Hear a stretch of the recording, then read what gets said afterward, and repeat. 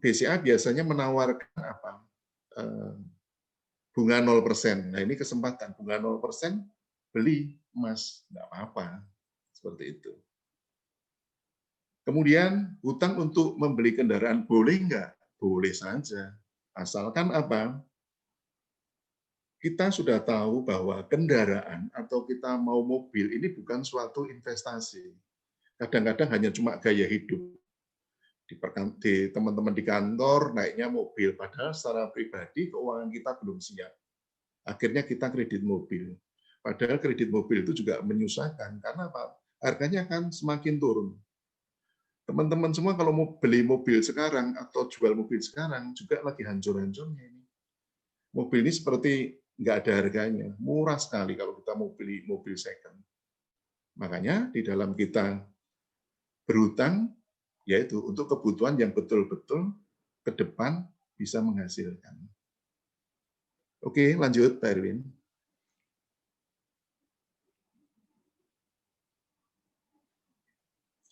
Jangan kamu berhutang untuk memenuhi kebutuhan lifestyle saja atau mengikuti tren yang ada. Ingat, utang itu harus tetap kita harus bayarkan. Apapun yang terjadi dalam kondisi keuangan kita. Kalau kita betul-betul tidak siap untuk hutang dan kita tidak punya cadangan, jangan sampai-sampai kita hutang. Apalagi untuk kebutuhan-kebutuhan yang hanya kita inginkan sesaat. Itu kita harus bisa hindari. Lanjut, Pak Erwin. Buat pos pengeluaran. Setelah bekerja, kita mendapat penghasilan, kita bisa membagi pengeluaran bulanan menjadi, lanjut saja Pak Erwin. Nah, ini kesukaan saya ini. Saya kalau memberikan di Bina Pra Pernikahan ini adalah kesukaan saya, karena saya suka ngutak-atik angka ini. Saya sampaikan ke teman-teman tadi di awal, kalau saya masuk, saya sudah 6 kali ya pindah di perusahaan. Waktu saya diwawancara oleh owner atau atasan, saya selalu nyampaikan seperti ini, bagaimana laporan keuangan di perusahaan ini, laba atau rugi. Saya terakhir di tempat kerja sekarang itu, ownernya bilang, loh Pak Joko kok tanyanya seperti itu? Pak Joko nggak tanya, sekarang omsetnya berapa? Sebetulnya di dalam pengelolaan, baik itu keuangan negara yang sekarang dilakukan Bu Sri Mulyani yang luar biasa, kemudian kalau saya melakukan di perusahaan, atau saya dan teman-teman semua untuk melakukan di kehidupan rumah tangga, teman-teman yang masih kuliah, kita bisa mengelola keuangan kita itu dengan yang baik, harus teliti dan pakai data.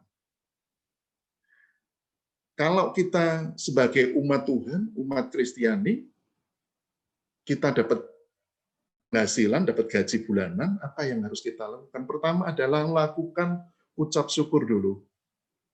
Kita berdoa, kita sudah terima hasil kita dalam 1 bulan penuh ini. Begitu juga teman-teman yang masih kuliah, masih sekolah. Kalau dikasih uang saku sama orang tua, kadang-kadang saya yakin pasti langsung dikantongin, nggak pernah yang namanya berdoa, itu pasti. Saya biasakan dari saya mulai awal bekerja atau waktu masih remaja dikasih uang saku, saya sempatkan yaitu tadi persembahan berapa sih? Waktu masih remaja memang juga belum begitu baik, tapi setelah bekerja kita harus sudah menata ucap syukur kita kepada Tuhan. Itu nomor 1. Saya yakin teman-teman semua juga sama ya. Persembahan 10%.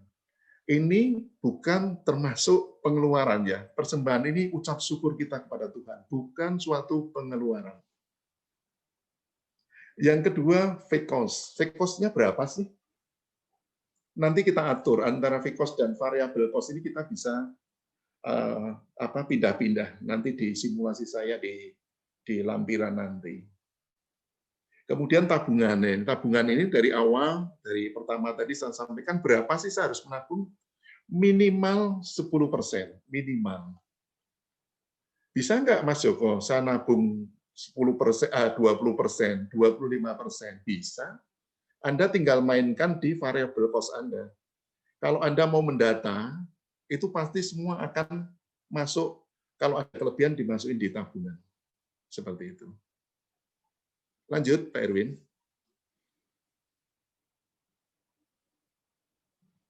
Sekarang ini sudah banyak aplikasi finansial yang bisa kita unduh dari smartphone kita dan gunakan untuk perencanaan keuangan kita, seperti kalkulator finansial.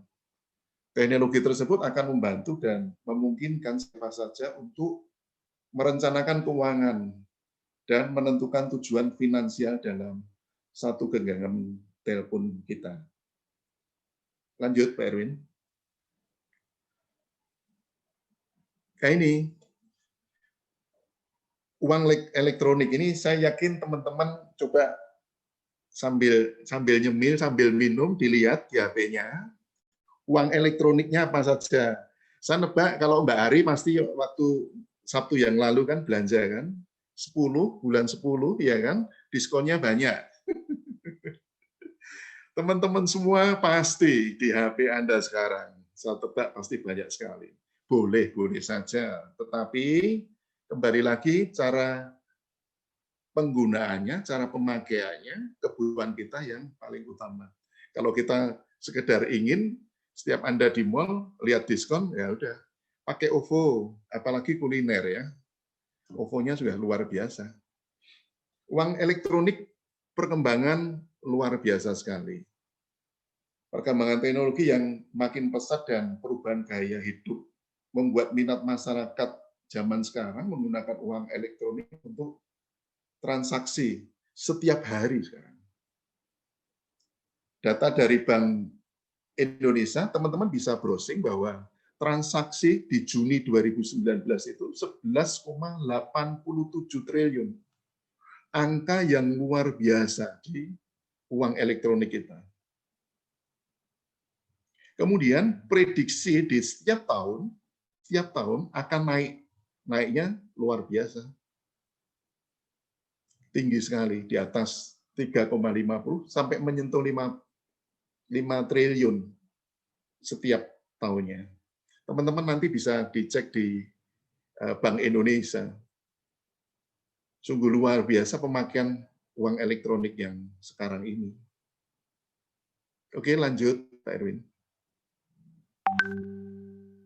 Nah ini, teman-teman sudah dilihat tadi, punya OVO, punya GoPay, punya Dana, punya Flash, dan lain sebagainya. Saya tidak menyebutkan, nanti banknya senang ini.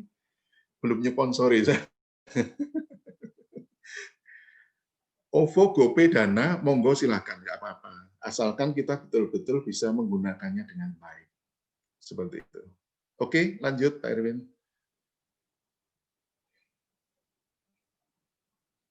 Teman-teman semua, tolong diperhatikan yang tip ini nanti juga ada di simulasi ya. 5 tips mengatur keuangan yang membuat kita tidak pernah kehabisan uang. Tapi ini sulit dijalankan. Kemarin saya tanya ibu-ibu, minggu yang lalu kita ketemu keluarga muda, saya tanyakan seperti ini, kalau di dalam pengeluaran Anda pernah nggak dicatat itu? Wah, males Pak Joko. Zaman sekarang nggak mungkin mencatat, nah itu yang susah seperti itu. Padahal hari ini yang saya sampaikan, tips yang pertama, buat budget harian Anda. Harian sulit, mingguan. Mingguan terlalu capek juga Pak Joko, bulanan. Nah, kalau sudah bulanan ini kita abaikan, akan sulit kita mendata keuangan kita. Dari budget ini akan memberi batasan pada pengeluaran-pengeluaran kita. Meskipun hal ini terkesan simpel dan sudah cukup kuno ya, tapi ini yang dilakukan. Yang tadi saya sampaikan, Bu Sri Mulyani yang disampaikan itu selalu data. Kita di dalam pekerjaan di kantor pasti akan data, termasuk apa? Di dalam kita ngelola keuangan kita, baik di dalam keluarga maupun secara pribadi kita masih kuliah, kita harus siap sudah mendata dari awal. Kalau nggak mau harian, ya mingguan. Kalau nggak mau mingguan, ya bulanan ini yang harus betul-betul kita tekankan. Yang kedua, berhematlah dalam urusan, nah ini susah, ini kuliner. Kadang-kadang saya sendiri juga yang namanya jajan, tapi jajan ini biasanya malah dari anak dan istri ya. Pas ada diskon, ya ini, kita selalu dimanjakan dengan diskon. Padahal yang ketiga, manfaat setiap diskon dan promo ini juga bisa memanfaatkan. Kalau dalam hal apa? Kebutuhan sehari-hari Anda, kebutuhan sehari-hari kita. Kalau kita sudah mendata variabel cost kita, ya ini, tiga ini sangat bermanfaat. Setiap diskon, ada promo, kita beli kebutuhan kita, bukan keinginan kita. Tetapi yang keempat, hindari berbelanja secara berlebihan. Yang kelima apa? Yang kelima ini adalah strategi kita untuk mencari tambahan pundi-pundi dari penghasilan. Mungkin kita ada passive income, kita jalankan seperti itu. Lanjut Pak Irwin.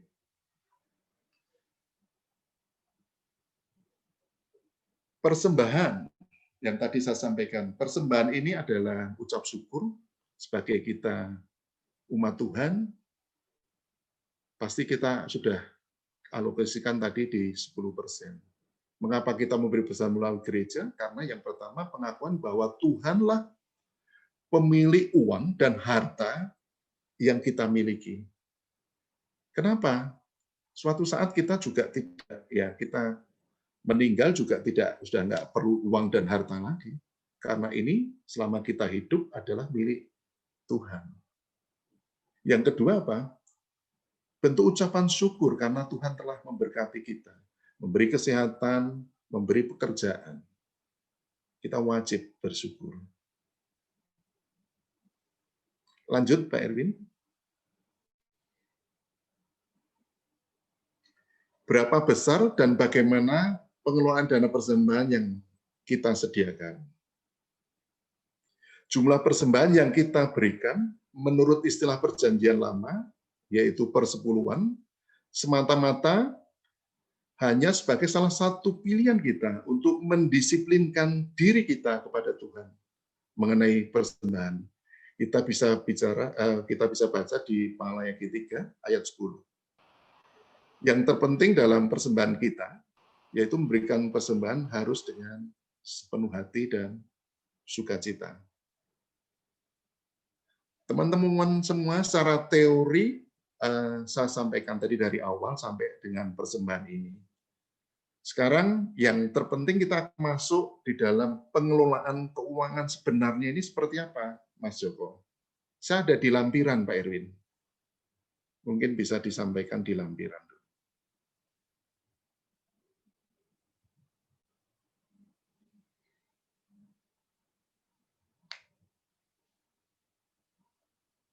Filenya ada Pak Erwin ya, untuk di lampiran ya.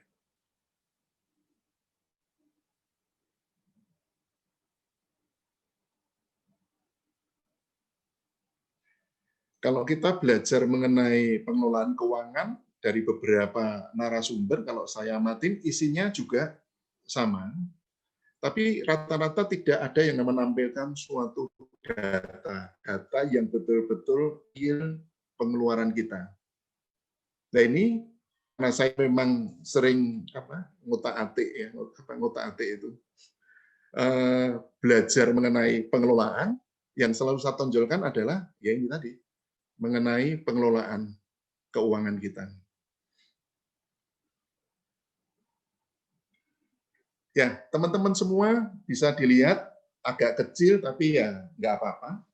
Ini saya simulasi mengatur keuangan di masa muda dan saya punya asumsi bahwa teman-teman sudah bekerja dulu. Yang sudah bekerja. Apa yang harus kita lakukan dalam setiap bulan di dalam kita mengelola keuangan kita? Kita pasti setiap bulan akan menerima yang namanya gaji, itu pasti. Ini saya atur sampai dengan bulan Oktober. Gaji kita berapa? 8,5 juta. Mas Joko, gaji saya nggak nyampe 8 juta, Mas Joko. Gaji saya cuma UMR plus. UMR plus berapa ya? 4,5 juta. Monggo, nggak apa-apa, dimasukkan di gaji aja. Di kolom gaji Anda masukkan. Setelah Anda menerima gaji, apa yang harus Anda lakukan? Geser sebelah, Pak Erwin, geser sebelah. Ini yang kita kelola setiap bulan. Jangan males ya, saya bilang jangan males ya. Mbak Mita, Mbak Ari, males nggak kira-kira kalau mengelola seperti ini? Enggak Awalnya, ya? Pak. Awalnya ya. Tapi nanti kalau sudah belajar, wah itu pasti akan terus tahu bahwa kondisi keuangan kita sudah terdata dengan baik. Termasuk teman-teman semua yang malam ini menyaksikan, malam ini kita bersama diskusi, ini yang terpenting sebetulnya. Saya asumsikan bahwa ini adalah karyawan yang merantau dan kontrak dengan penghasilan 8,5 juta. Persembahan, ucap syukur kita sudah terdata 10% setiap bulan, persembahan dia adalah 850.000. Fixed cost itu harus kita catat dulu. Apa aja sih fixed cost saya? Cost atau kontrak, pulsa kita masukin, karena kalau pulsa ini kita tidak masuk di fixed cost, Anda terlalu lolos nanti kalau masuk di variable cost. Saya juga sama. Saya dapat pulsa, budget saya adalah 200.000. Tidak lebih, tidak kurang. Tapi 200.000 di HP saya, di ponsel saya akan menghasilkan tambahan uang, ada passive income di situ. Itu yang saya jalankan. Kita masukin di fixed cost saja. Kalau mau masuk variable cost, yaitu tadi Anda bisa sebulan bisa 300, bisa 350. Tapi kalau Anda sudah pantau untuk internet berapa, untuk pulsa berapa, masukkan di fixed cost. Kalau kita membantu orang tua, orang kita di Jawa, saya asumsikan di Jawa, dan keluarga yang biasa-biasa perlu kita bantu, silakan Anda masukin di fixed cost juga. Setiap bulan berapa, itu sudah kita atur, kita masukkan di fixed cost. Kalau fixed cost Anda, biaya tetap Anda sudah terdata, Anda lebih gampang dimain di variable cost. Geser sedikit Pak Erwin. Nah, variable cost ini apa saja tergantung dari masing-masing individu. Variable cost apa ya? Menurut saya apa saja? Monggo Anda tulis ada transport setiap bulannya, uang makan dalam 1 bulan, kebutuhan bulanan yang perlu kita siapkan apa saja, kita masukkan di variable cost. Karena transport akan berubah-ubah, bisa naik, tapi kita punya batasan. Makan saya asumsikan sehari berapa ini? Sekali makan 30.000 atau 20.000 kali 1 bulan. Kebutuhan lain-lain apa saja yang harus kita bisa tekan di kebutuhan lain-lain. Kalau teman-teman milenial sekarang, pasti kuncinya satu, ingin jalan-jalan, masukin aja, dimasuk di, agak geser Pak Erwin. Nah ini, mau jalan-jalan Mas Joko, saya mau nabung dulu, monggo nggak apa-apa. Sekarang kan banyak ya, kaum milenial itu kalau yang tadi saya sampaikan ke Bangkok itu seperti beli kacang goreng. Karena apa? Bisa murah. Ya, Mbak Mita ya. Mau jalan-jalan ke Bangkok, Singapura, kemana, ke Hong Kong, dan lain sebagainya, Anda harus sudah punya rencana dulu. Jangan sampai pas ada pameran tour and travel, Anda datang, gesek. Kredit, kartu kredit dibayar berapa? 1 tahun. Ini akan fatal. Lebih baik apa? Dari gaji Anda sisihkan untuk jalan-jalan. Berapa besarnya, Anda bisa hitung sendiri. Berapa sih saya mau sisihkan untuk nanti jalan-jalan? Geser, Pak Erwin. Nah, apa yang harus kita hitung dari kita? Dari ujung tadi ada, agak geser sedikit Pak Erwin, karena ada tabungan di situ. Ya. Oke, ya. Dari total, kita sudah tahu bahwa biaya kita dalam 1 bulan dengan penghasilan sebagai contoh tadi 8.500.000, Anda setiap bulan akan kurang lebih di atas 7 juta. Tetapi kita masih punya tabungan ini. Masih ada tabungan. Tabungan ini untuk apa? Tadi sudah dijelaskan secara teori untuk kebutuhan kita yang mendesak. Kita merantau sakit, sudah siap dengan uang tabungan. Nah, ini yang sudah kita siapkan. Gaji kita tadi, kalau saya breakdown selama berapa bulan, sampai dengan bulan Oktober, kita sudah data persembahan kita dalam 9 bulan ya, 9 bulan, terdata sudah 8.500.000, kemudian fixed cost kita berapa, variable cost-nya sudah ketahuan, kita masih ada sisa tabungan sebesar 10,81%, 9 juta dalam waktu 1 tahun. 9 juta ini mau saya apakan ya Mas Joko ya? Tadi saya sampaikan bahwa Anda punya smartphone, mau bisnis apa, ya monggo. Sekarang bisnis online juga lagi trennya luar biasa. Bisa kita kelola di tabungan ini. Mau diapakan sih? Tadi dari awal, kalau mau beli logam mulia, monggo. Mau main saham dengan tabungan Anda, monggo, nggak apa-apa. Dan lain sebagainya. Nah, ini yang saya sampaikan teman-teman semua mengenai ya simulasi yang kita sudah bekerja. Bagaimana dengan teman-teman yang masih kuliah ini? Karena pakai uang saku pemberian dari orang tua. Bisa yang file nomor 2, Pak Erwin? Ya. Kalau kita masih mahasiswa, masih sekolah, uang saku kita dari orang tua itu berapa sih? Teman-teman tahu sendiri, Mas Joko, uang saku saya nggak nyampe 4 juta. Monggo, nggak apa-apa. Ditulis juga tergantung dari keluarga, mau 2 juta,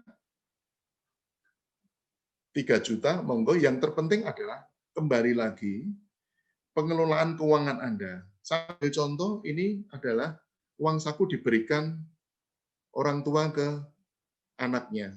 Uang saku 4 juta, dia suruh ngelola keuangan seperti ini. Ini tidak termasuk biaya dia kuliah. Saya asumsikan dia hanya tunjang biaya kos, kehidupan sehari-hari. Kita geser aja Pak Erwin. Persembahan tetap kita di angka 10% karena ucapan syukur kita sudah dididik dari awal. Kemudian itu tadi kita juga tahu kebutuhan kita, fixed cost kita berapa, biaya-biaya yang sudah pasti, uang makan kita berapa dalam 1 bulan, sudah terdata.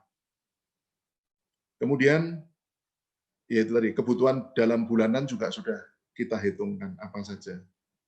Lanjut di ujung aja, Pak Erwin. Ternyata dari uang saku kita ini ada sisa juga.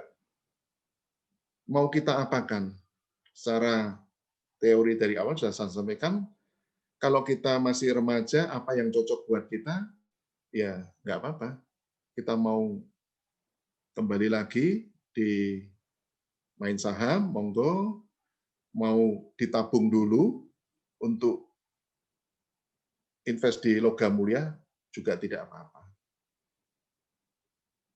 Kalau di kita di uang saku dari keluarga, dari bapak atau mama ke anak, ini yang terpenting adalah di dalam kita diberikan itu bisa mengelola keuangan itu dengan baik. Karena apa? Beda dengan yang sudah bekerja sebagai karyawan. Jauh lebih mudah cara mengaturnya. Tapi kalau uang saku sangat ketat sekali dalam kita penggunaan. Karena kalau kita sampai kurang, pasti kita minta ke orang tua, pasti orang tua kita akan pengen kamu habis tebisan untuk apa? Yang ini yang harus kita betul-betul tekankan sebagai anak di dalam mengelola uang saku yang ada. Usahakan tetap masih ada sisa, masih ada tabungan. tabungan ini yang akan kita pakai untuk berinvestasi selama kita masih muda, remaja, sudah siap dengan tabungan dan investasi. Kemudian yang terakhir Pak Erwin, di dalam pengelolaan keuangan kalau Anda sudah berkeluarga, karena saya lihat tadi keluarga muda juga banyak yang ikut, di dalam pengelolaan seperti ini, betul-betul harus tajam, jangan sampai bermalas-malasan mengenai biaya-biaya. Nanti Mbak Mita, kalau teman-teman yang ikut pada malam hari ini, pengen di-emailkan, monggo kita emailkan saja untuk seminar dan simulasi ini. Karena simulasi ini berguna, karena saya waktu memberikan di Bina Pra Pernikahan, itu sampai 10 tahun ini kita bahas, dari tahun pertama, kedua, ketiga, sampai ke 10 tahun. Saya mau beli rumah, mau invest rumah, itu di tahun keberapa? Di sini ada, di sini.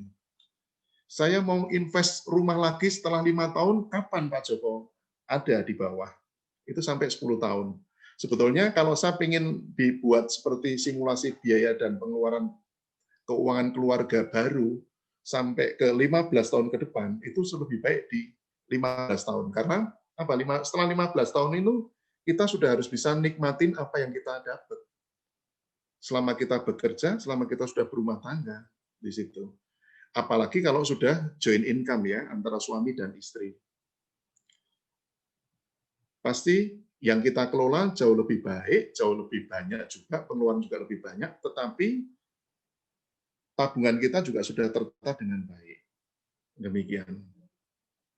Teman-teman semua, ini dari simulasi, baik yang sudah bekerja, belum bekerja, dan sudah berkeluarga, sudah saya sampaikan. Waktunya tepat sekali, 1 jam. Nah, kalau ada pertanyaan, sharing-sharing, monggo. Tetapi kalau tidak salah, Mbak Mita, tadi ada yang bertanya ya? Iya, ada yang sudah menitipkan pertanyaan. Pertanyaan, monggo disampaikan, nanti saya jawab. Iya. Kalau sebelumnya kalau kurang jelas, mohon maaf ya. Biasanya saya memberikan sebenarnya tatap muka, banyak presentasi, kemudian juga itu teman-teman yang ikut itu tak suruh presentasi, jadi saya nonton gitu. Kalau ini saya banyak menyampaikan. Yang luar biasa waktu saya memberikan Bina Pra Pernikahan tahun ini ya, tahun ini ada 5 pasangan.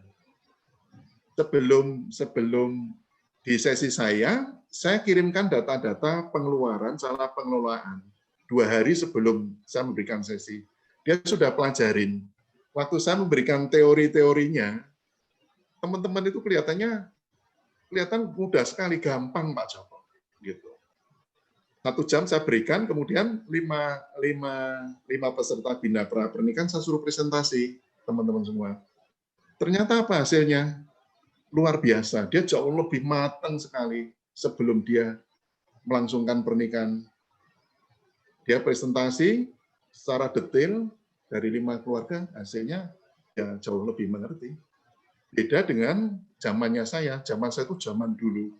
Mau nikah ya nikah apa adanya. Pengelolaan keuangannya belum sebagus sekarang. Seperti itu.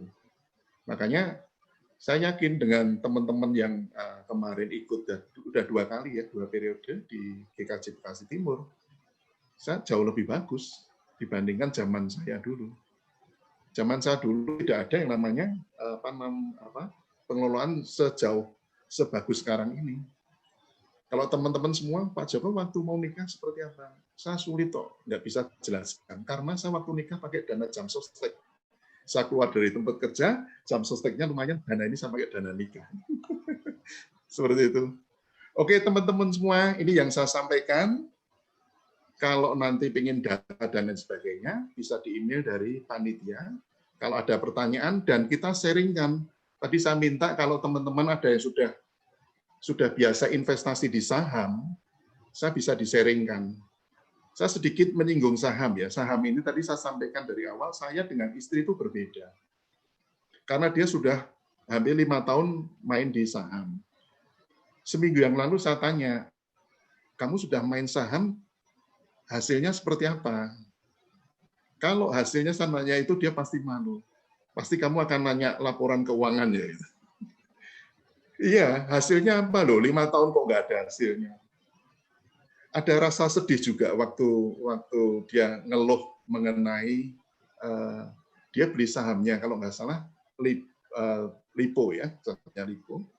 Waktu kasus apartemen yang di yang di Lipo itu kan langsung anjlok sekali. Nah ini saya bilang habis hilang berapa? Lumayan Mas, 15 juta. Hilang 15 juta. Besar sekali gitu. Nah dia kalau setiap pagi itu sudah lihat cat mana yang untung, mana yang rugi, setiap pagi dia sudah harus buka secara detail. Gitu. Mbak Siska seperti itu. Kalau dia tanya saya, beda. Saya dengan smartphone saya pasti akan beda secara bisnis. Gitu. Saya banyak teman, banyak rezeki yang disampaikan. Banyak teman, banyak rezeki. Dari apa? Dari ini, dari bisnis temennya apa, saya bisa bantu apa, itu yang saya lakukan gitu. Lewat apa Pak Joko? Lewat WA bisa, lewat kita status apa yang saya lakukan ya. Biasanya saya jual produk apa, tak lewatkan di WA saya. Seperti itu.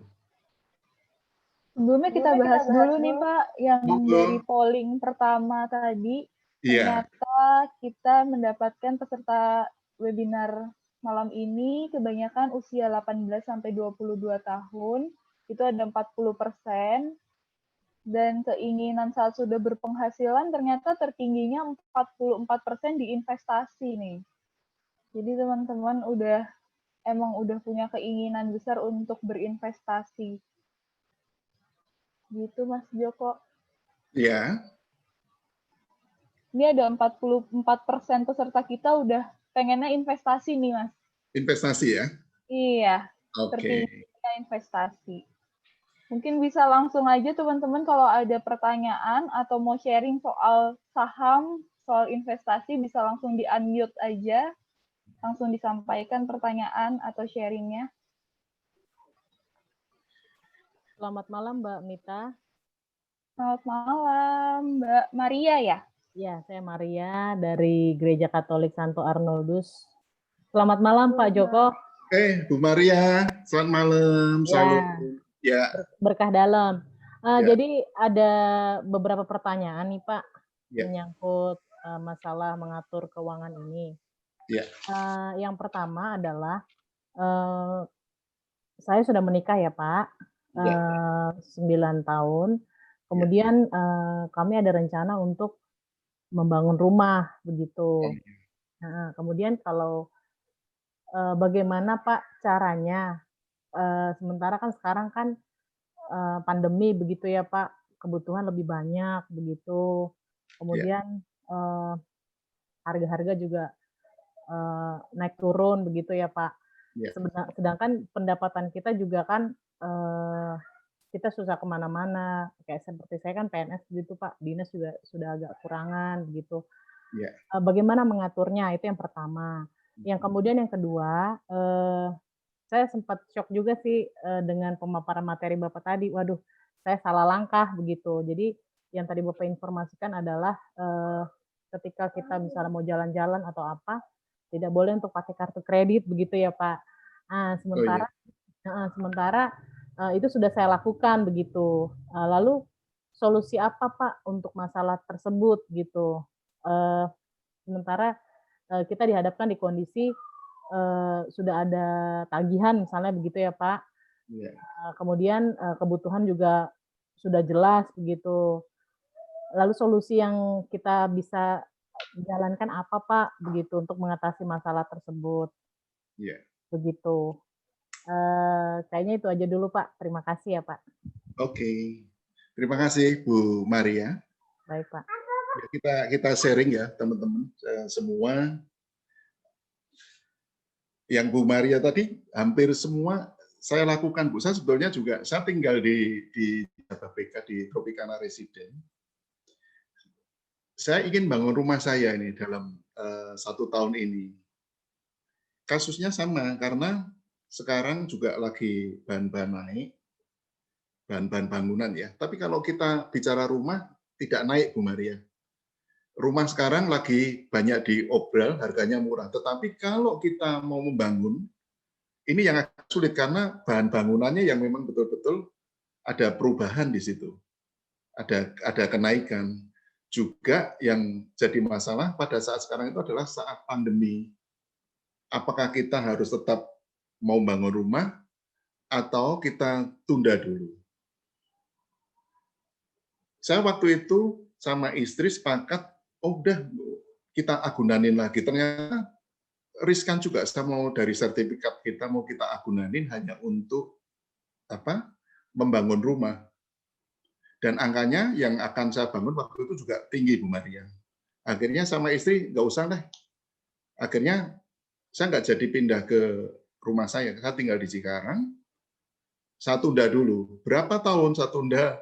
Hampir 2 tahun. Jadi saya tidak akan pulang dulu ke Cikarang. Sekarang saya masih di Jakarta karena menemani anak sekolah ya di Jakarta. Nah, dari masukan dari saya, itu lebih baik kalau memang kondisi seperti ini, itu ditunda dulu. Tapi kalau dari Ibu tadi, dari PNS, Bu Maria, itu sebetulnya aman, Bu. Kalau kita yang kerja di swasta, itu lagi ketar-ketir ya, ada rasa takut nih. Saya swasta, istri swasta, pas pengen bangun rumah, kemarin budgetnya tinggi, ternyata kantor saya atau kantor istri tutup. Ya ini akan mengganggu di keuangan saya dan istri otomatis. Saya tetap tunda dulu. Kalau dari seperti ini, masukan dari saya, ditunda nggak apa-apa Bu Maria, tetapi Ibu jauh lebih aman karena Ibu di PNS. Jauh lebih aman dibandingkan kita yang kerja di swasta. Kalau memang sudah ada budget untuk membangun, monggo, nggak apa-apa. Karena kan membangun rumah itu kan kita sudah kita siapkan ya dari awal. Kalau Bu Maria sudah menyiapkan mau bangun rumah 2 atau 3 tahun yang lalu, pasti akan jauh lebih siap. Tapi kalau membangunnya seperti saya kemarin adalah dadakan sebetulnya. Pengen balik ke Cikarang, akhirnya nggak jadi. Itu yang jadi masalah. Seperti itu Bu Maria. Kemudian kalau masalah yaitu tadi kalau kita traveling mau jalan-jalan itu memang dari awal lebih baik pakai uang yang sudah kita siapkan. Ya, kalau kita pakai kartu kredit cicilan bisa 12 bulan ya. Sebetulnya sayang di situ. Padahal secara pribadi, secara keuangan itu bisa dikelola. Pada saat kita ingin punya jalan-jalan kemana ya, sambil contoh ke Bangkok, Ibu dari start awal, biaya ke Bangkok itu berapa? Itu pasti sudah kedata. Kemudian suami atau anak mau ikut, ya itu juga sudah kedata biaya-biayanya. Yang ini akan kita sisihkan dari penghasilan kita. Sehingga pas kita jalan-jalan pun kondisinya oke, Bu. Udah senang juga, udah fresh, bisa jalan-jalan bersama keluarga. Tapi kalau kita sudah pakai kartu kredit, Ibu akan setelah pulang, apa yang dipikirkan adalah cicilannya tadi. Cicilannya meleset, kena bunga, yang ini yang jadi masalah. Seperti itu. Begitu Bu Maria yang saya sampaikan. Kita bisa sharing-sharing juga ini. Cukup bagus. Terima kasih Bu Maria, semoga menjawab. Pak Mas Joko tadi kayaknya ada pertanyaan titipan ya dari Pak Joko dari GKJ Cakra Ningrata. Ya. Cokro Diningratan. Bisa Pak Joko mungkin bisa disampaikan. Mbak Mita bacakan supaya teman-teman. Aku bacain aja ya. Ya. Oke. Ada pertanyaan tadi dari Pak Joko. Tinggal di Setu, Kabupaten Bekasi, kerja di Kuningan, Jakarta Selatan. Dulu saya dan istri sama-sama bekerja, namun per September 2020 kemarin istri saya resign karena ingin merawat 2 anak kami yang tinggal di Solo. Satu berusia 3 tahun, satu berusia 1 tahun. Dengan resignnya istri, tentunya dampak pada pendapatan keluarga sekitar 60% pendapatan hilang. Karena tinggal Pak Joko ini yang bekerja.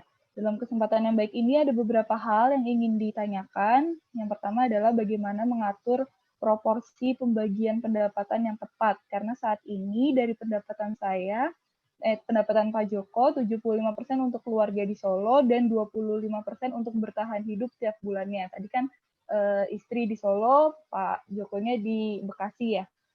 Iya. Apakah hal ini sudah tepat 7525 ataukah ada saran lain dari pembicara mengenai hal tersebut? Atas jawabannya saya ucapkan terima kasih. Oke, terima kasih Mbak Mita. Saya tadi juga sudah langsung ke Mas Joko ya. Kalau saya supaya dia juga cepat tahu bagaimana mengelola keuangan. Apakah Mas Joko malam ini jadi ikut nggak ya? Jadi Pak, jadi tapi putus-putus. Putus-putus ini Pak saluran internetnya. Jadi agak takut juga tadi mau tanya panjang-panjang ngedrop. Iya. Mas Joko. Iya, Pak. Selalu bisa ketemu di malam hari ini, kita bisa ketemu dengan teman-teman dari kita. Shalom Pak. Pertanyaannya luar biasa karena tadi sama Mas Joko harus ikut nih. Kalau saya nyampaikan secara teori di dalam pengelolaan, baca di internet, buka Google, semua sama. Isinya sama semua. Kembali lagi, pengelolaan keuangan tadi. Pertanyaannya bagus, apakah dari sebagian gaji, 75% buat istri dan anak yang sekarang ada di Solo, kemudian beliau mengelola di 25%-nya. Sebetulnya angka 25% dan 75% ini kita bisa kelola masing-masing, Mas Joko. Di simulasi saya tadi bahwa dengan 25% buat Mas Joko juga bisa dikelola. Bisa dikelola dengan baik. Termasuk yang tadi saya sampaikan, tekankan fixed cost-nya apa dulu. Fixed cost-nya sudah ketemu, variabelnya apa saja. Yang ini yang akan bisa dikelola Mas Joko di variabel cost. Mas Joko tinggal di rumah sendiri di Setu? Rumah sendiri Pak, masih cicilan Pak. Wah, puji Tuhan kan sudah. Puji Tuhan Pak. Di Setu ya. Iya. Kemudian kalau ya gimana Mas Joko? Ya lumayan lama Pak, sudah dari 2014. Oh, 2014 sudah di Setu ya? Iya. Gitu. Nanti Pak Erwin bisa sowan sana nanti, Pak Erwin. Mas Joko di Setu. Biar tambah jemaatnya tambah banyak di GKJ Bekasi Timur. Kalau yang di istri di 75 juga harus bisa dikelola dengan baik, Mas Joko. Isinya apa saja sebetulnya? Isinya itu tadi yang saya sampaikan. Sebetulnya hitungan itu adalah hitungan jadul, hitungan sudah lama, tetapi itu yang sementara ini sangat bagus. Karena dari uang sebagian yang 75% untuk istri, kalau tidak bisa dikelola dengan baik, akan meleset nanti. Karena apa? Kebutuhannya sekarang ada dua, Mas Joko. Mas Joko ada di Bekasi, istri ada di Solo. Kalau kedua-duanya di Bekasi, itu jauh lebih aman dalam pengelolaan keuangan. Ya, jauh lebih aman. Betul. Kalau boleh saya share-kan, saya secara pribadi dari hasil penghasilan saya 100% ke istri. Saya bilang ke istri gini, uang transport saya bulan ini kurang lebih 1 juta dalam 1 bulan. Saya ngelola setiap uang itu setiap bulannya 1 juta. Karena kantor saya sudah nggak jauh. Kalau dulu saya dari Cikarang, kantor saya di Tangerang, jadi berangkatnya itu jam berapa ya? Jam 4:30 pagi, pulang sampai Cikarang lagi pulang kerja itu jam 11 malam. Jadi saya ngelewatin Jakarta ya. Dari Bekasi ngelewatin Jakarta balik lagi. Saya berpikir itu sudah lama sekali. Kalau kondisi seperti ini, keuangan saya yang saya kelola selalu habis, Mas. Makanya saya putuskan, yuk kita apa yang sudah kita punya di Cikarang, karena invest kita itu di Cikarang, saya coba untuk kontrakan semua. Sejarahnya juga panjang gitu, karena yang tadi saya sampaikan di simulasi, nanti kalau Mas Joko terima, 15 tahun itu apa yang saya lakukan, dan saya bidik apa. Saya 15 tahun, bidiknya ini sangat tepat, pas sekali, ya puji Tuhan. dari hasil saya dan joint income dengan istri bisa 3 rumah di Cikarang dan 1 ruko di Cikarang. Kenapa? Ya itu tadi, dari starting saya nikah dengan istri dikelola dengan baik. Karena saya ngomong invest kita harus di rumah dulu. Nanti kalau kamu saham atau yang lain silakan gitu. Itu belakangan. Nah, buat istri juga gitu Mas Joko. Dari 75 tadi bisa dikelola dengan baik. Seandainya minus Mas Joko, kenapa? Ya itu tadi. Coba kita cari tambahan penghasilan. Kalau kita belum investasi, kita harus cari tambahan-tambahan apa yang harus bisa lakukan. Kembali lagi dengan smartphone kita mau bisnis apa, ya harus kita bisa jalankan dengan baik. Mudah-mudahan dengan pengelolaan Mas Joko, keuangan yang hanya 25% bisa dijalankan dengan baik, istri yang 75% dengan baik. Nanti akan diemailkan oleh panitia, Mas, untuk simulasi. Oh ya, siap Pak. Terima kasih Pak. J, matur nuwun Mas Joko dari GKJ. Matur nuwun Pak Joko. J. Semoga terjawab. Ya, terima kasih. Sangat menjawab. J. Kita ke kolom komentar dulu nih, Mas Joko. Kayaknya banyak yang mau tanya. Sebelumnya, Mas Joko ada yang mau di-share nomor HP-nya, boleh nggak? Maksudnya minta nomor HP Mas Joko, boleh nggak? Untuk tanya-tanya, katanya.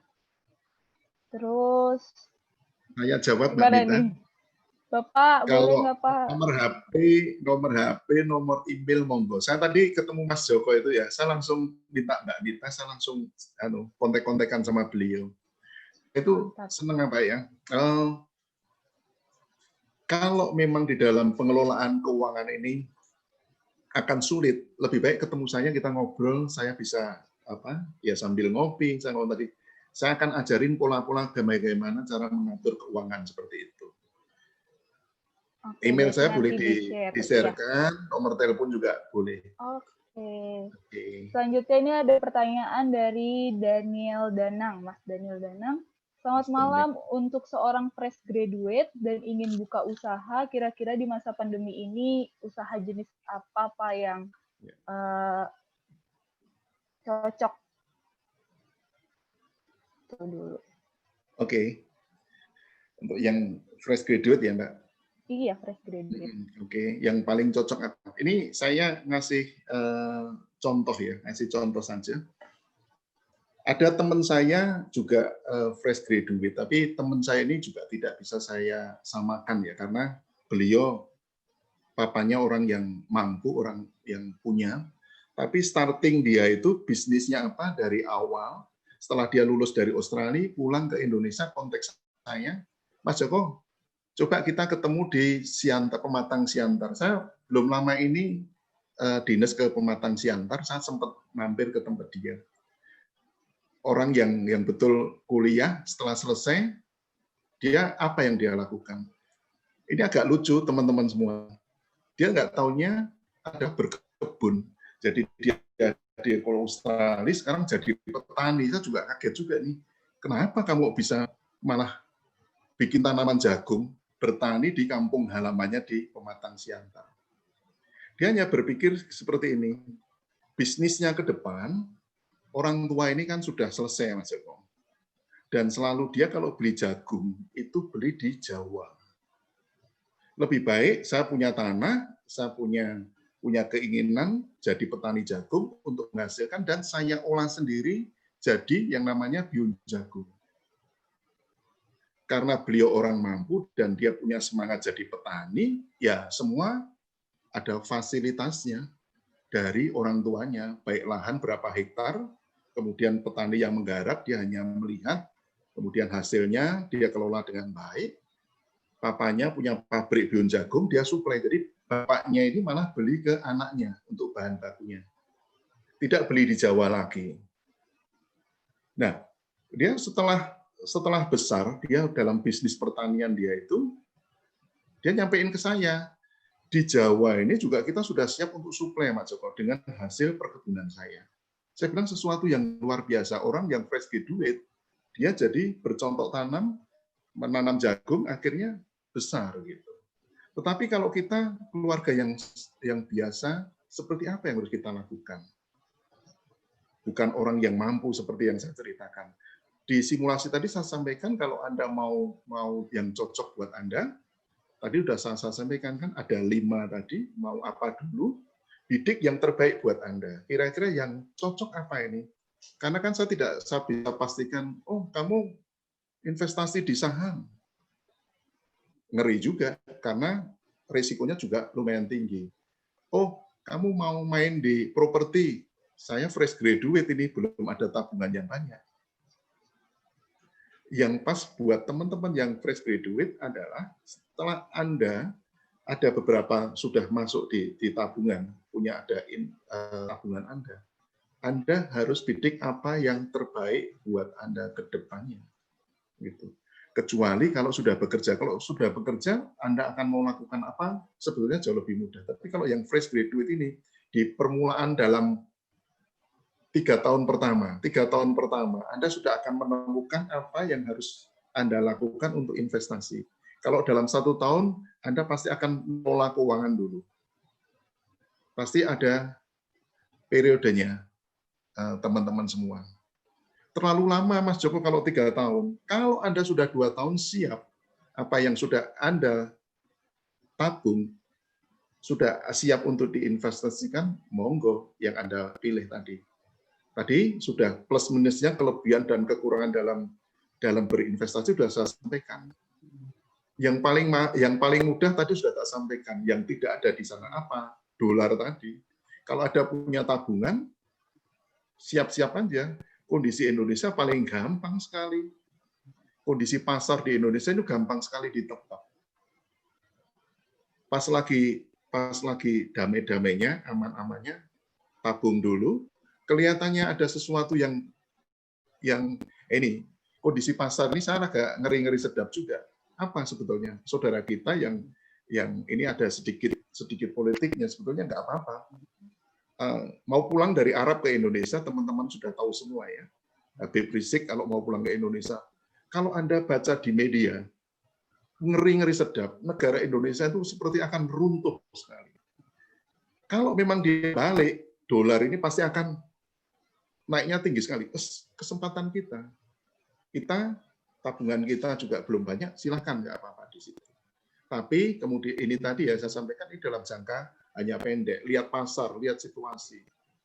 Kondisi yang tadi saya sampaikan, demo aja dolarnya naik. Pilpres kemarin naiknya tinggi.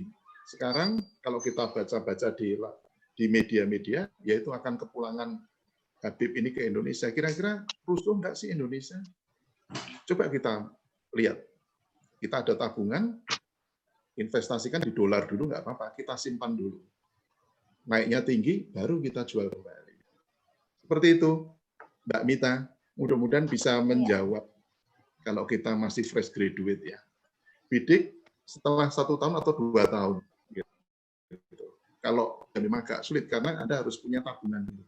Seperti itu.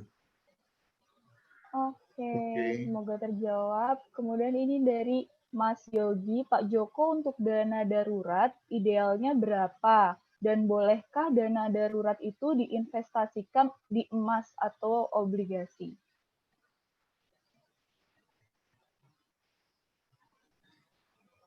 Oke, kalau untuk kita bicara di dana darurat, saya sampaikan saya punya 2 tabungan ya, satu tabungan, satu yang ada ATM-nya, udah tak bisa jadi 2.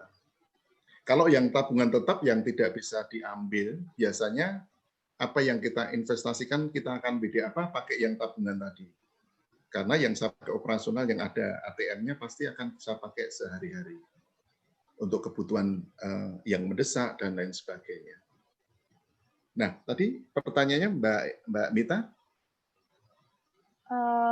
Dana darurat idealnya dana berapa? Darurat tadi ya? Oke.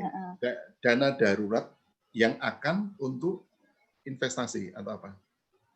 Gitu aja Pak, dana darurat berapa? Mungkin kayak rumah sakit atau apa gitu kali ya Pak? Oke. Kalau di di lampiran saya yang sudah berkeluarga, dana darurat akan muncul di situ yang namanya asuransi. Asuransi ini pasti kita juga sudah siapkan di situ. dana darurat untuk keperluan kita. Masuknya di apa? Di VECOS. Asuransi itu masuk di VECOS. Tapi dana itu bisa kita ambil kalau kita punya keinginan, ya, punya keinginan untuk kita pakai apa dulu.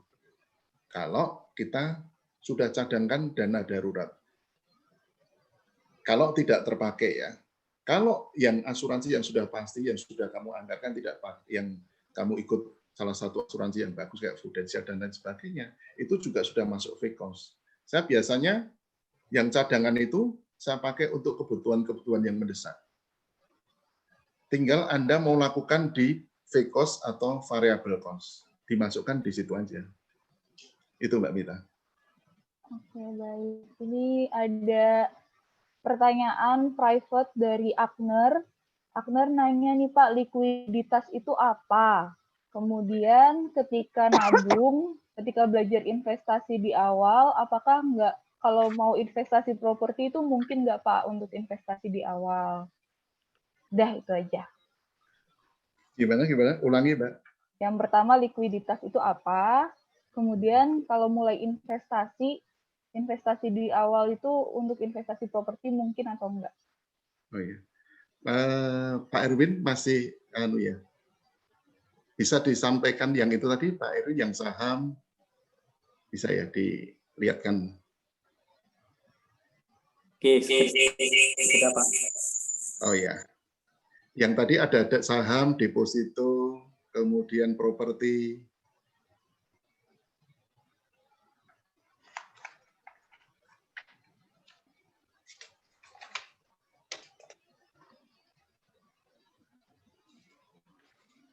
Sambil menunggu, mau ini dulu. Pertanyaan selanjutnya udah.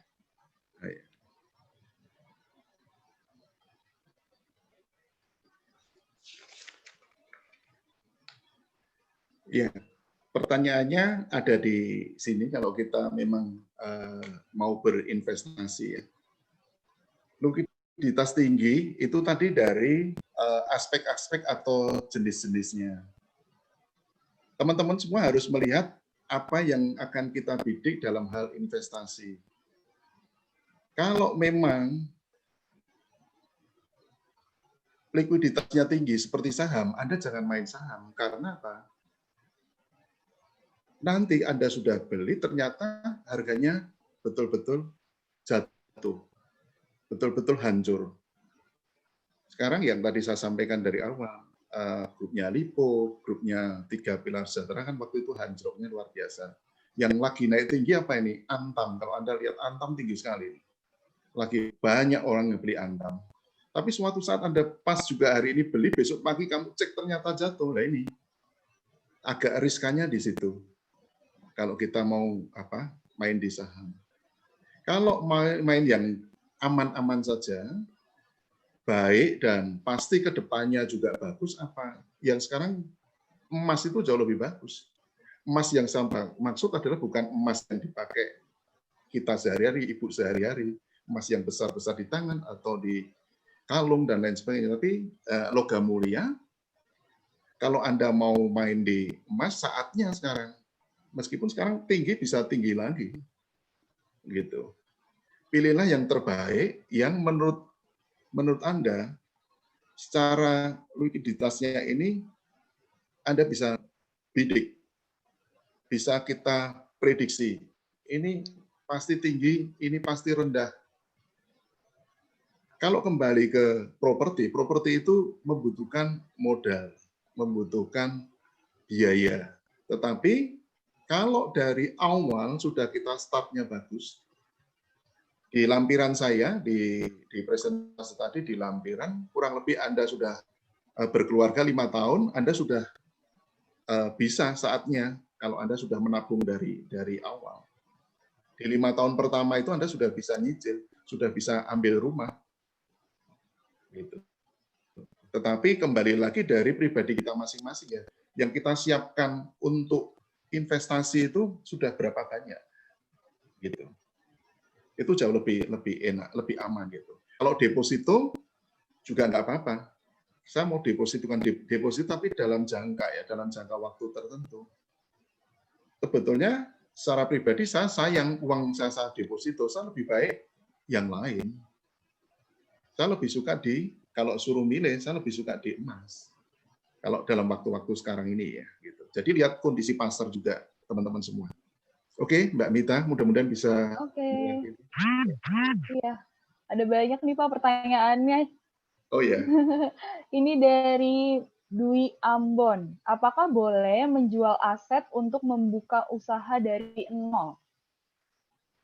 Dwi Ambon, saya kenal dari Cikarang ini. Jual aset untuk buka usaha dari nol. Dari nol. Saya jawab, Pak Dwi, pertanyaannya bagus dan saya yakin kalau Anda mau kelola dengan jual aset ya, kadang-kadang ada sesuatu yang kita korbankan termasuk aset ini. Gitu. Kembali lagi kalau Anda mau usaha dari nol, Anda sudah tahu dulu apa yang Anda akan bidik dalam usaha Anda. Nggak usah jauh-jauh, kalau Anda mau buka toko lah, saya bilang itu paling mudah kan buka toko ini. Buka toko juga Anda juga harus belajar mengenai harga jual, harga belinya berapa, harga grosirnya berapa, itu sudah terdata. Kalau Anda punya aset, ya nggak apa-apa. Aset kita jual, kita sudah siap untuk membuka usaha, buka toko. Atau saya buka, ini Mas Joko, nggak usah yang besar-besar. Saya kan bisnis buka las, ya sekarang buka bengkel las ini juga luar biasa. Kalau Anda betul-betul tahu strategi marketnya, daerah perumahan-perumahan ini ya, Anda bisa ngajuin proposal dan lain sebagainya.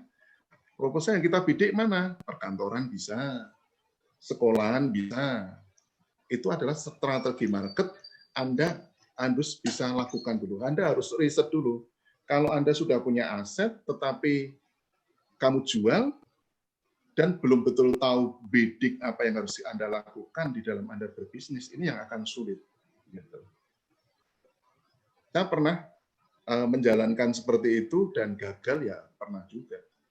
Jual aset Pak Joko, jual aset juga. Tetapi ya itu tadi, yang namanya kadang-kadang kita salah, meleset ya pasti ada. Tetapi saya yakin kalau Anda sudah melakukannya, survei dulu, marketnya bagus enggak, kalau memang itu sudah siap dan bagus, jual aset bagi saya tidak ada masalah. Aset itu kan tabungan Anda.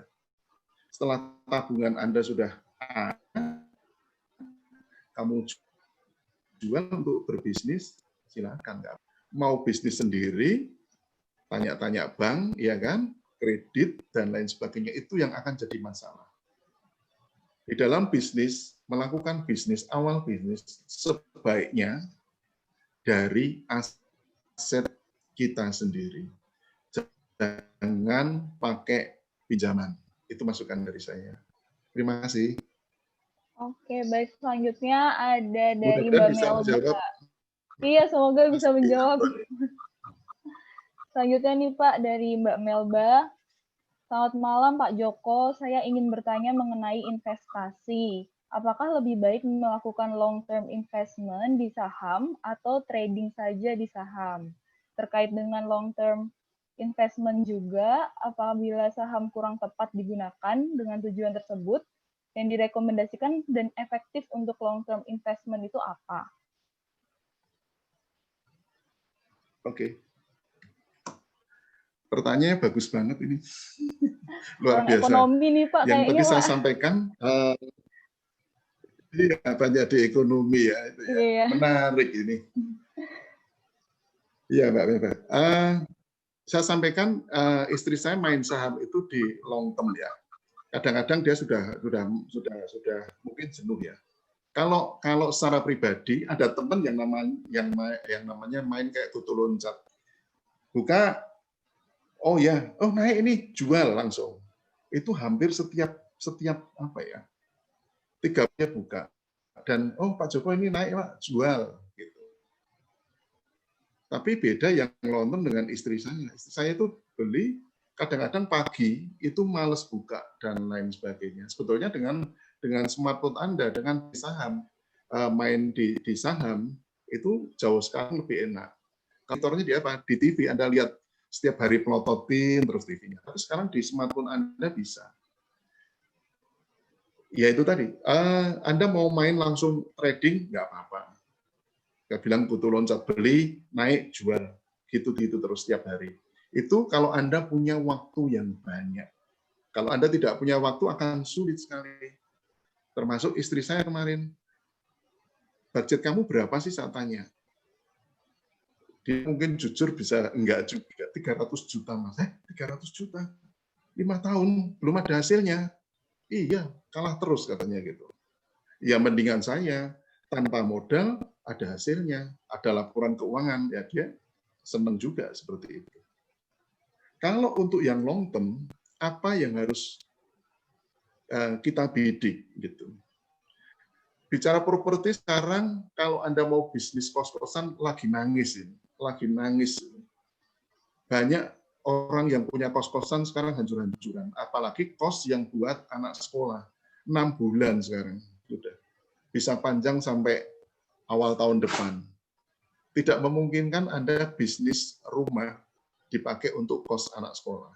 Kalau dipakai untuk orang kerja, daerah-daerah kantoran, itu jauh lebih bagus. Tapi kalau dekat-dekat sekolah sekarang betul-betul kos-kosan banyak yang dijual. Banyak yang rugi bisnis di situ. Baru 6 bulan ini, belum 1 tahun. Long term bagusnya apa? Kalau deposito mudah dibidik karena Anda datang ke bank akan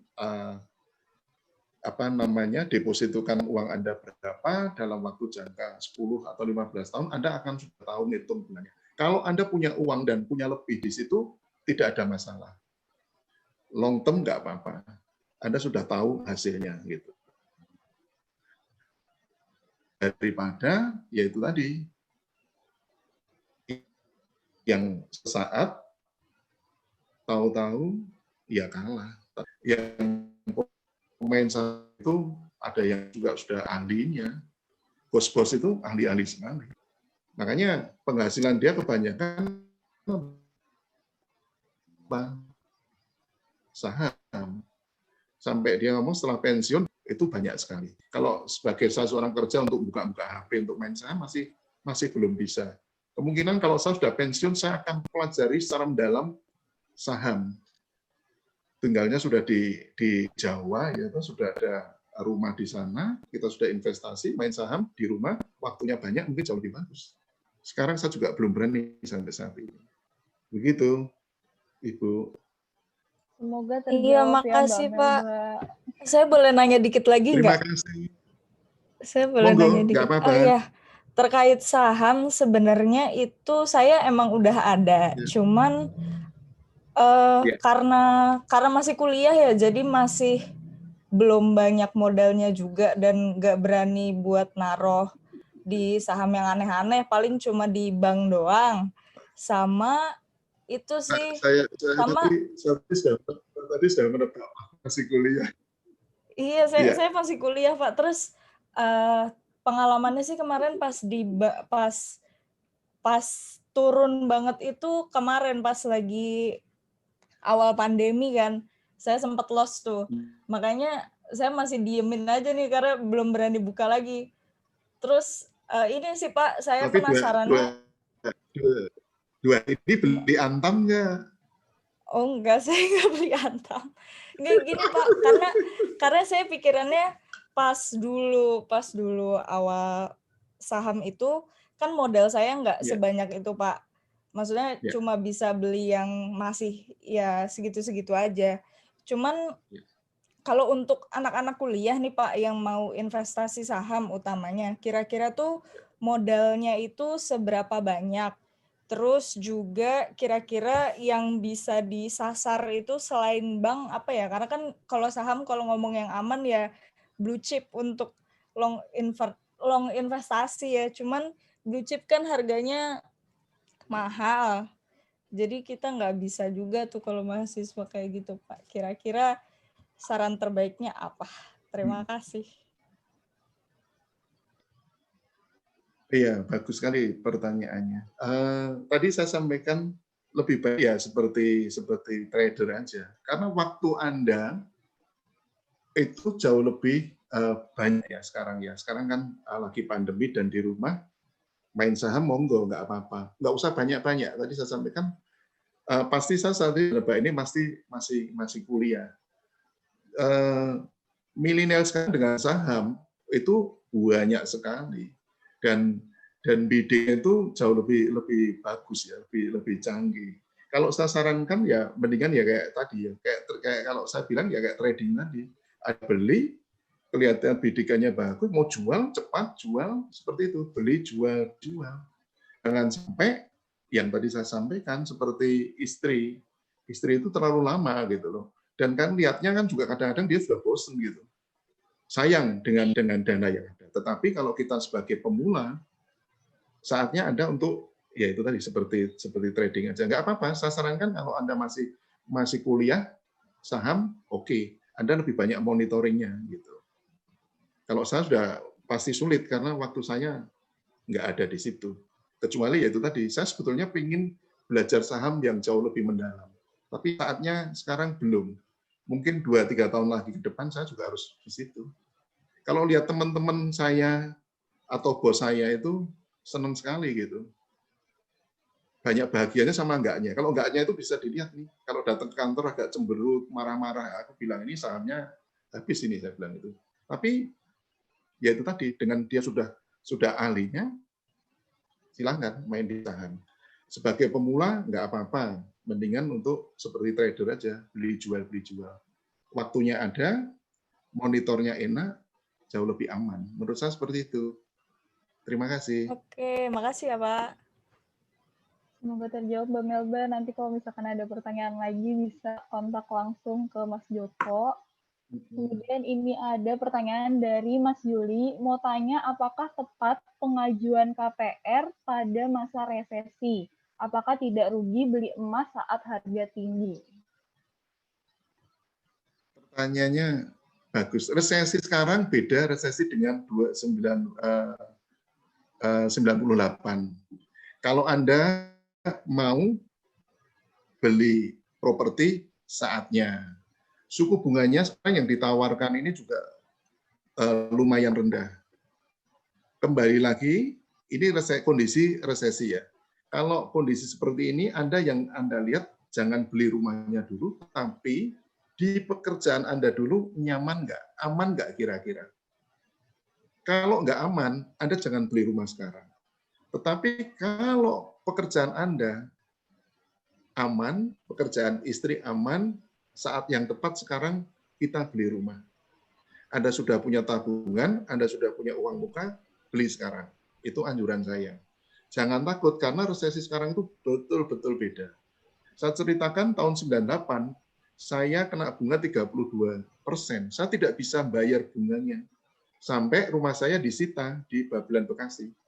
Itu beli pertama rumah kondisi resesi tahun 98. Sekarang, yaitu saatnya.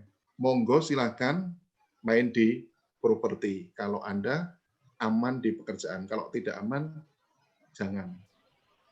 Begitu. Oke, baik. Selanjutnya nih, ada pertanyaan dari Mbak Ruth. Sambil sekalian sharing nih Mbak Ruth, dia kuliah di Jogja. Mau nanya kebutuhannya banyak, gimana ya cara mengelolanya dan bagaimana caranya bisa nabung kalau keinginannya juga banyak. Nggak bisa ngatur uang nih Pak, tapi ya itu keinginannya banyak, kuliah di Jogja, merantau, gimana Pak? Iya. Tadi secara teori Anda buka di Google, hampir rata-rata sama secara teori. Tadi yang akan saya sampaikan adalah Anda sudah mengetahui dulu kebutuhan Anda dan keinginan Anda. Keinginan kita ini memang kadang-kadang yang besar sekali gitu. Padahal Mbak Ruth masih kuliah di Jogja. Sebenarnya kuliah di Jogja itu jauh lebih aman daripada Anda kuliah di Jakarta. Sama-sama merantau, saya mendingan di Jogja. Karena di Jogja itu kebutuhan Anda, kebutuhan makan, dan lain sebagainya itu masih rendah dibandingkan Anda di Jakarta. Apalagi kalau kuliahnya di Serpong ya, saya tidak nyindir. Wah Serpong itu, aduh, mau keluar aja kuliner semua. Kadang-kadang, aduh, kalau saya jalan-jalan ke Serpong paling suka Mbak Mita. Di Jogja, Di Jogja itu jauh lebih nyaman, Mbak Ruth. Bagaimana cara mengelolanya? Kalau Anda lihat di lampiran saya tadi di form, Anda dapat uang saku dari Bapak Ibu berapa? Anda masukkan di situ dulu.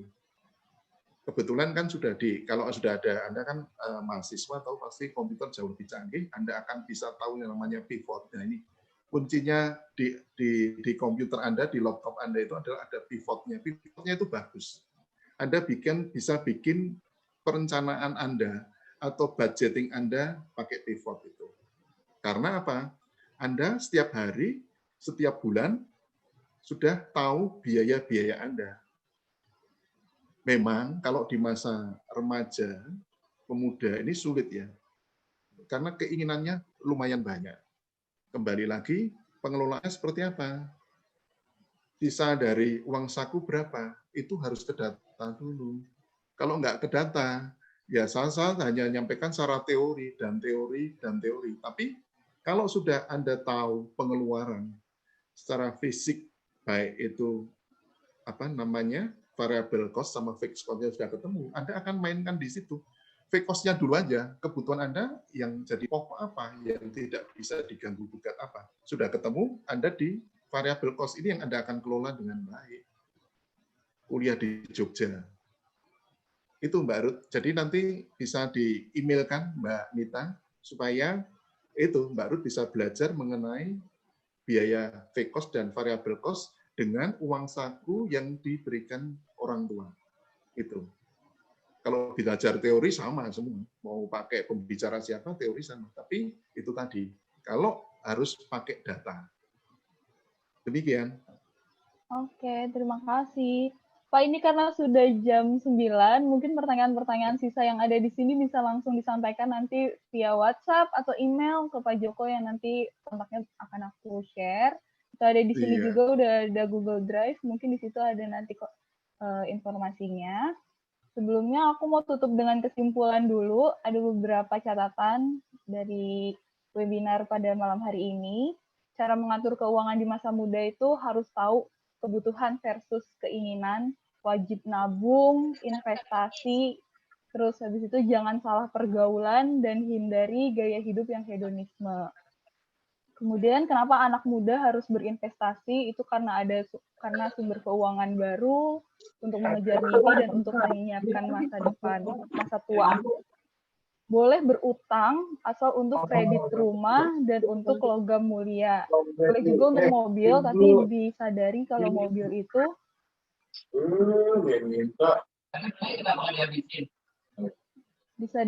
mobil itu harganya akan semakin turun. Kemudian untuk pos pengeluaran, persembahan 10%, fixed cost 20%, variable cost 60%, dan tabungan 10%.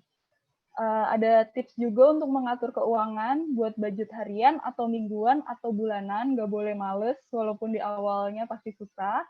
Kemudian berhemat dalam urusan makanan, memanfaatkan diskon atau promo, hindari belanja berlebihan, dan cari penghasilan tambahan. Itu tadi, sisanya mungkin bisa diakses di Google Drive. Selanjutnya, untuk sebagai rasa terima kasih dan tanda kasih kita kepada Mas Joko yang sudah memberikan pemaparannya pada malam hari ini, kita mau memberikan sertifikat untuk Mas Joko. Oh ya. Siapa nih yang akan? Oh iya. Ya, terima kasih banyak Pak Joko. Semoga bisa sharing lagi. Mbak Mita dan teman-teman panitia GKJ Bekasi Timur. Terima kasih banyak. Selanjutnya kita juga mau kasih tahu pengumuman pemenang. Dari awal sudah dikasih tahu akan ada peserta dengan pertanyaan terbaik, dan juga ada beberapa yang udah post di Instagram dengan postnya yang menarik. Yang pertama ada Agner, terima kasih udah post di Instagram. Di situ Agner nge-share kalau dia hari semalam ini menjadi mahasiswa ekonomi. Dengan catatannya di sebelahnya, jadi dia nyatet, Pak. Dari fotonya kelihatan niat banget, mantap Mas Agner. Semoga ilmunya bisa diterapkan. Kemudian pertanyaan terbaik dari pertanyaannya Mbak Melba. Selamat Mbak Melba, pertanyaannya terbaik. Dan akan dapat paket menarik Kemudian untuk 3 lagi kita mau main aja Mbak Ari. Gimana nih caranya?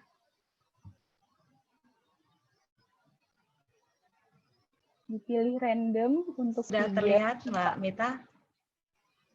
Sudah Hmm, terlihat ya? aku belum, teman-teman udah belum? Oh, ini udah. Lihat. Udah ya. Betul ya, tadi kita sudah ada beberapa penanya, ada Maria, Amelia, Ruth, Daniel, Yogi, Yuli, Dwi, Melba, Tria, Agner. Nah, karena sudah ada Agner, tadi sudah mendapat, saya akan keluarkan, Melba juga saya akan keluarkan. Oke, kita pilih berapa Mbak Mita? Pilih 3 lagi, Mbak. 3 ya, oke, kita spin ya.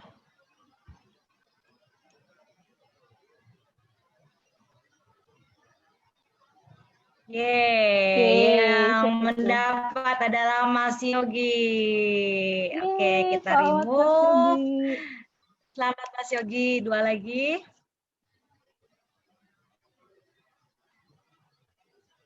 Ya, Amelia, selamat Amelia. Nah ini kayaknya yang terakhir ya, siapa ya ini ya?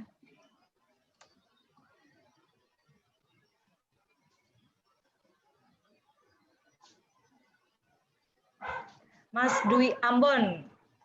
Mantap. Ya, jadi sudah ada 5 peserta yang mendapatkan ya. Silakan Mbak Mita.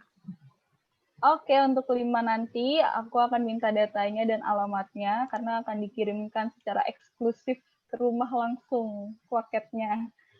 Selanjutnya kita mau foto dulu. Jadi teman-teman ayo kita onin dulu videonya.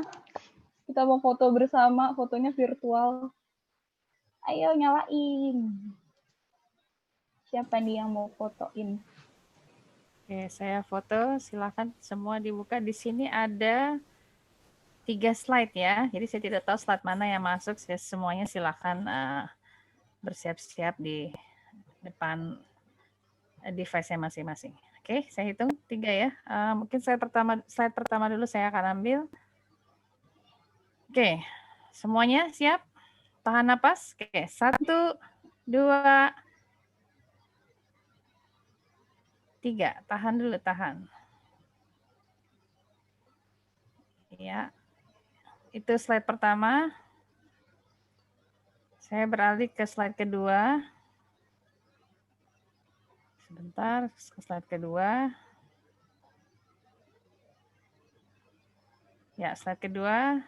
Semua pasang senyumnya. 1, 2, 3. Oke. Berikutnya slide ketiga, slide terakhir. Ya, silakan dibuka. Banyak yang masih ditutup nih di slide ketiga. Baik, saya ambil ya. 1, 2, 3.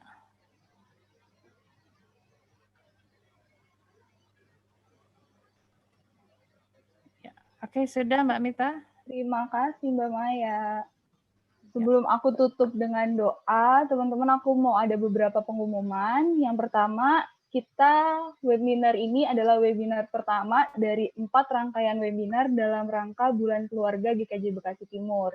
Jadi selanjutnya masih ada 3 webinar lagi. Aku harap teman-teman di sini bisa ikutan lagi atau menyuruh saudara, teman, keluarga untuk ikutan. Minggu depan pada tanggal 24 Oktober itu ada webinar minat, bakat, dan jurusanku. Nah, ini cocok banget buat teman-teman remaja yang masih bingung nih, mau pilih apa ya kuliahnya, atau bener sih milih kuliah ini. Ikut ke webinar tanggal 24 Oktober, jam 7 sampai jam 9 malam. Untuk pembicaranya ada Bu Ina Liem dari jurusanku.com. Kemudian hari Minggunya, tanggal 25 Oktober, itu ada webinar keluarga yang sehat dan bersahabat. Nah, ini untuk keluarga-keluarga, ngajak papa mama, anak untuk duduk bersama, ikutin webinar hari Minggu jam 11 sampai jam 1 siang. Kemudian yang terakhir, tanggal 1 November, itu ada membacakan cerita kepada anak, apa perlunya. Ini untuk orang tua dari anak-anak sekolah minggu, dibawakan langsung oleh penulis cerita anak. Itu tanggal 1 November, jam 4 sampai jam setengah 6 sore. Jadi teman-teman bisa mengajak keluarga, papa, mama, adik, kakak untuk daftar, karena linknya bar di mana-mana, bisa diakses atau share lagi link pendaftarannya di grup WhatsApp juga. Terus aku mau ingetin lagi untuk mengisi daftar hadir, untuk bisa mengisi daftar hadir, absen di kolom komentar, mungkin agak nge-scroll ke atas, itu ada link absen juga. Karena nantinya teman-teman akan mendapatkan e-sertifikat, itu juga akan diinformasikan di grup WhatsApp juga. Itu aja teman-teman, mungkin kalau ada pertanyaan, nggak ada ya? Oke, akan aku tutup dengan doa, mari kita bersatu dalam doa. Selamat malam Tuhan Yesus yang Maha Baik, terima kasih Tuhan buat ilmu, buat kesempatan, buat waktu, buat kesehatan yang Kau berikan kepada kami sehingga kami bisa berkumpul di malam hari ini untuk mendengarkan materi bijak mengatur keuangan di masa muda. Kiranya apapun yang disampaikan oleh Mas Joko pada malam hari ini bisa menjadi berkat untuk kami, untuk bisa suatu saat nanti kami bisa sebarkan juga ke orang-orang di sekitar kami dan tentunya kami terapkan dalam kehidupan kami sehari-hari. Kiranya Kau mampukan kami Tuhan untuk mengubah teori yang kami dapatkan pada malam hari ini menjadi praktek pada kehidupan kami sehari-hari. Kiranya Kau berkati juga Mas Joko dalam kehidupannya, dalam keluarganya, Kau berikan berkat, Kau berikan kesehatan, sehingga kami juga dapat berkumpul kembali ketika pandemi ini berakhir untuk bisa membicarakan tentang keuangan lebih lanjut ya Tuhan. Terima kasih Tuhan segala berkat dan kesehatan yang Kau berikan. Kami mengucap syukur, kami tutup webinar ini dalam nama-Mu ya Tuhan, hanya di dalam nama-Mu kami berdoa dan mengucap syukur. Haleluya, amin. Oke, selamat malam teman-teman. Semua informasi akan disampaikan di grup WhatsApp. Pastikan teman-teman masih ada di situ karena banyak info yang akan diberikan di situ. Selamat malam semuanya. Terima kasih banyak. Tuhan Yesus memberkati. Terima kasih banyak. Boleh loh kalau mau unmute. Terima kasih Mas Joko, Tuhan berkati. Terima kasih teman-teman. Terima kasih Mas Joko, luar biasa hari ini.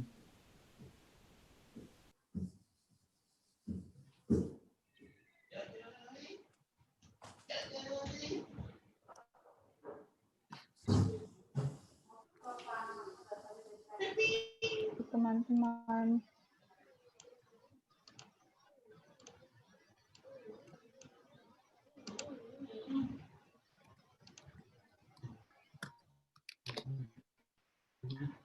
Dari GMII Bekasi, hai Mbak, mau nyapa doang katanya.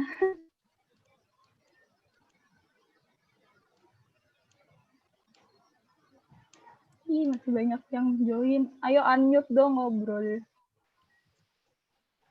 Siapa tahu masih mau sharing tentang saham. Masih ada 28.